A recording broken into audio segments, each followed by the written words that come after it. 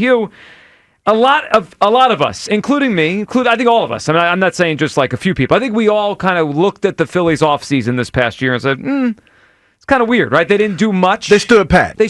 And for the most part. And what they added didn't seem like in comparison to the Mets getting Juan Soto. Well, we were looking at other people's grass. And that's what we do. But in comparison to some other teams, even the Dodgers got Sasaki, right? Like every team seemed to add something huge. The Phillies got Jesus Luzardo, a guy that last year was hurt with a back injury and didn't pitch very well. They got Max Kepler, who was hurt last year, didn't do much for the Minnesota Twins. They got Joe Ross, who's a guy that no one could have picked him out of a lineup. Well, those guys have been good. And on top of that, the Phillies thought they could change the approach of the guys they kept, right? Like, we're not going to change much. We could change their approach. And so far, it feels like they have. And now, we'll see how it plays out the whole year. But they're one of the better teams of baseball in pitches per plate appearance seen. They're third in on-base percentage. Hugh, I think we probably were too hard on Dave Dombrowski's offseason. And let me just be I'll be the first to say it. I know what you're going to say because I know you. Okay? I'll be the first to say it. What you about to say, Joe? Dave Dombrowski, I'm sorry. For what? I was a little too hard on his offseason. Man, no, hold on. I'm listening. I'm listening. Dave Dombrowski had a 95-win team, and he didn't feel he needed to tweak it too much. We probably thought he needed to. He didn't. Well, he added a pitcher that looks like an all-star right now in Jesus Luzardo. He added an outfielder who was an upgrade in left field. Didn't look great at the beginning. But he is. It's a long season. I get I'm just saying, this team's 22-15. They wouldn't be there without Jesus Luzardo and Max Kepler. Not denying it. Dave Dombrowski did not have as bad of an offseason as we made it out to be. And I'm willing to be the first one today. Say, I'm sorry, Dave. I think I was a little too hard on you and your offseason. Hugh? What? What are you laughing at? I'm laughing at you. Why? You know what the funny thing about it? Apologize, Hugh. Trying to be real here, Hugh. No, you know what's funny? And y'all don't even see it. The emotional roller coaster ride that y'all are on every other day when it comes to the pledge. Baseball. This is what the pledge meant. Apologize, Hugh. I'm not apologizing to nobody for what? You said he did for nothing. doing your job. You said he did He nothing. didn't do anything. He got Jesus Luzardo. You know what he did? He did his job, and it panned out for him. Because at the beginning of the season, nobody thought it was good enough what he did. And this is the ebb and flow of baseball. I'm not apologizing for guys actually doing their job. I'm not apologizing for that. Hell, do your job. That's your job. He may have stolen an all-star pitcher from the Marlins. And that's great. Even though you stole a pitcher that didn't pass anybody else's physical. But that's cool. You took a chance, and I get that. Everybody's doctors are different than yours. Before you go on, can I just say this? What? I think we got to. What's the phrase the kids use these days? Keep the same energy, or whatever that means. If Jahad Campbell has 4 sacks in September, we're going to get 50 calls saying Howie Roseman's a genius. It's the same thing. Jesus Luzardo didn't pass the Cubs physical. If he's an all-star for the Phillies, that's a big feather I'm in not saying it Dombrowski's isn't, but it ain't enough for me to apologize. But you made it sound like, well, he didn't pass someone's physical. No, what I'm saying is this, is that when he got here and he looked a little shaky, people were panicking. This is what we do with baseball. This is how – listen, you can watch baseball and feel however you want to feel when you watch these games. But my thing is this. I'm not apologizing for something finally going right for him. High horse Hugh over here. I'm just not. I'm not apologizing for that. Double down, Douglas. I am not. I'm just not apologizing. Hey, I'm sorry for being mad at you. No. You doubted him. I mean, I wasn't the only one. But today's the day to get it off your chest and apologize. I don't have anything to get off my chest. Showing growth today. And I'm not apologizing. Right. I'm not apologizing. What else is new? All right, 215-592-9494. Are you ready to apologize to Dave Dombrowski? Look, he got crushed by all of us in different ways this offseason. Well, I've heard you say it quite a few times. He didn't do anything. You ran it back. Well, he didn't do anything. He did run it back. Jesus Luzardo is not nothing. He did run it back. And let's be honest. When you got Luzardo and you got Kirkering and what is it, Kepler? I said Max. Now, Kirkering might stink right now. Yeah, but Kepler. No, everybody kind of looked at that with their arms folded, like, and we're looking at what the Mets did when they got Soto. Yeah, that's what we're looking at. I know. And we felt like, and you didn't move Bohm, you didn't move him, and everybody kind of sat there and was like, well, we don't expect it to be any different than it was. But it looks for the most part. bit better. It looks a little different. Yeah. It looks a little different. Yeah. Okay, I hate to be this guy. Oh boy, I hate to be this guy. What about the pledge? I took the pledge. But I am enjoying what I'm seeing right now.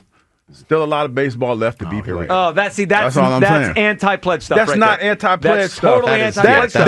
That is the emotional roller coaster that you guys like to be on a day-to-day basis. I just choose not to do that. It goes against everything the pledge stands No, for. but it doesn't. I have been even killed when it's come to this team the whole season. You are the guys that need emotional support animals. Can I give you an analogy? What? I feel like we watched Dave gather the ingredients to make a meal, okay? And the whole time... And y'all was sitting there... Okay, I'm going to take your analogy. And y'all sitting back booing the ingredients. Yes! Boo! Yes! Boo! And then... Put some more cumin in there. Put some more paprika. That's y'all. That's you and Kyle. I do like paprika and cumin. That's good stuff. Yeah, but wait, so we all did that, okay? Yeah, well, y'all did that. No, you did too. Don't lie. And then the meal comes out, right? And we're right now, to be fair, we're only about a little less than a quarter away through the meal. Yeah, it's still warm, and you're still booing it. You're looking at it. No, you're eating it, and you're like, it's pretty good. It's not bad. Yeah, it's not bad. So what do you say then to the chef who you booed? Like, chef, listen, I'm not apologizing for my booing. I may have gone too far. No, this is pretty good. All you had to do is say, hey, listen, dog, I don't know. Those ingredients that you put together at first were a little suspect. Mm-hmm. Okay. And I was wrong. I was wrong. No, I'm sorry. Because listen, here's the thing. They are doing what they've done in the past, right? Like, we've been down this road before when it comes to the Phillies, correct? Yes and no, but yes. Okay, their approaches are different, and they're resilient and all that. Better approach to the plate, deeper starting rotation. And I'm not going to say it, but you know what I'm feeling? Holla at me after the All-Star break. This is anti-pledge. I mean, it's not anti-pledge. It's me protecting my peace. That's what I'm doing. Oh, yeah. I am protecting you know my what peace. This is like, to go back to the meal analogy, this is like, I'm going to wait to react until the meal is gone. No, I react. To see how it digests. Yeah, to see how it digests. I am enjoying what I'm watching. I really am, immensely. But let's be honest. We as Phillies fans are on an emotional roller coaster ride every week. That's right. Let's see what happens. You know what's going to, hopefully it doesn't happen. But this Guardian series. Okay, say if the offense looks somewhat anemic. Boy, we're hot right now, though. Yeah. Yeah. But what if it goes back to what it was? Because, let's be honest, we were in a bandbox. Mm-hmm. We're in a bandbox. And even though the Rays, disappointing, yeah. Even though the Rays, going into the series, they look pretty decent. Yeah, they're not very good. They're not that good. Yeah. I mean, and I'm not trying to take anything. That's true. I'm not trying to take anything away from another professional baseball team. I am. They're not very good this year. But I choose not to be on this emotional roller coaster ride that y'all are on right now. Well, that's because this is a flaw you have. This is a personality flaw. It's not a personality flaw. It's not hard to say I'm sorry, Dave. I'm not saying I'm sorry. Dave, I'm sorry. I doubted you, and you had a better offseason than it looked like. I'm not It's okay. And Hugh, it's okay to say it. All right, 215-592-9494. Kyle, where you at as the Phillies we know here? Kyle apologized. 22-15. He's an emotional The wreck. offense is rolling.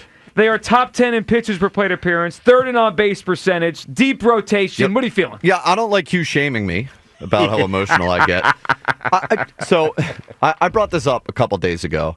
And look, I was one of the people who crushed Dombrowski for his offseason. I was thinking about, maybe this being it. Might have to fire the guy if this doesn't work out.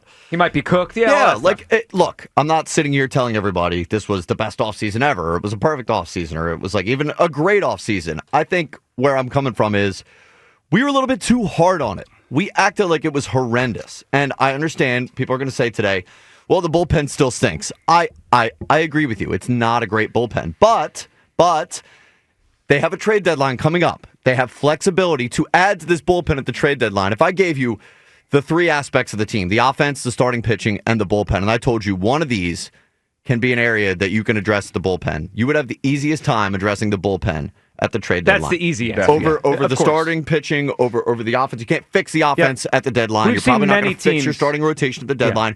You can add to the bullpen in a meaningful way at the trade deadline. Might already have some bullpen pieces.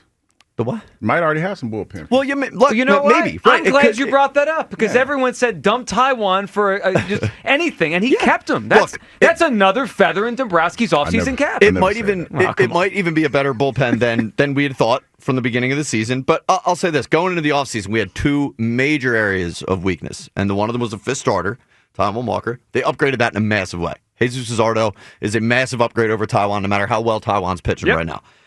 Left field, Austin Hayes, total turd. They upgraded that with Max Kepler. They did. And I think the biggest thing overall is that the messaging was clear to this team. We are giving you one last chance to change with this core, right? The offensive approach, the stop the chasing thing, like get better at the small ball stuff. Like you need to change your approach or it's going to be time to shake things up in a very meaningful, in a very drastic way. And I'll say this to the people who say it's May, let's see what happens in the Guardians series. Let's see what happens in October. I think my point about it being a good offseason is I've sort of zoomed out and realized that what makes it a good offseason is that if it does fall short in October, then they're not totally stuck. They didn't trade away all their best prospects in the offseason for guys that can help you win now. They will still have those young pieces that can help them win in the future if it doesn't work. They're not overcommitted to this core. So, I think it was sort of the perfect middle ground between I'm giving you one last chance, but I'm not going all in yet. They have flexibility at the deadline. They'll have flexibility next offseason. I'm really liking the way that they approach the offseason at this point. That's fair because, I give you that. To your point, you didn't overcommit. Mm-hmm. You didn't overcommit, and this is the group that you decided to stay with. But still, I'm still not giving you an apology for that. See, because you don't apologize to anyone. But I don't think I should. I think you should. You crushed Dombrowski for doing your job. That one day in the offseason where you just sat here for 4 hours and crushed Dombrowski. I don't recall. But we all remember that. I'm not going to deny it, but I don't. I'm not apologizing for that. No, definitely not apologizing. 215-592-9494. Are you ready to apologize to Dave Dombrowski for the offseason? I think we all wondered why they didn't do more. We questioned what they did. Luzardo was the only guy really of note they brought in. Kepler was a guy that had a good track record, but he got hurt last year. I think the way I framed it was a blah offseason. Well, it looks better than blah. Luzardo looks like he can make the All-Star team. Kepler's helped them. And part of the thing that is amazing about where they're at right now is they're not getting anything out of Bryce Harper. Compared to what he usually does. Compared to but it looks like he's about to turn the corner. I think he will. I still feel he's going to. They're 22-15, and Bryce Harper really has been below his normal standard. If he gets going, this team could win a lot of games. 215-592-9494. All right, let's go to the phones here. We got a lot to talk about today. We start with the Phillies. What a win last night. Your reaction to the comeback, the Stott homer, the Kepler at-bat in the ninth. By the way, that was, I think, the seventh pitch of that at-bat. That was a grinded-out at-bat. Of course, Marsh in the 10th. How about Rojas? Your guy coming into pinch run and making it work with his legs in the ninth inning. No, I love it. That was great. You're using your biggest asset right now is your speed. You got some pretty speedy guys out there, and you're trying to use that to your advantage. I like that. It was the obvious move, but it was so clearly the right move by Topper to have Rojas pinch run for Schwarber, and they basically created that run with his legs there.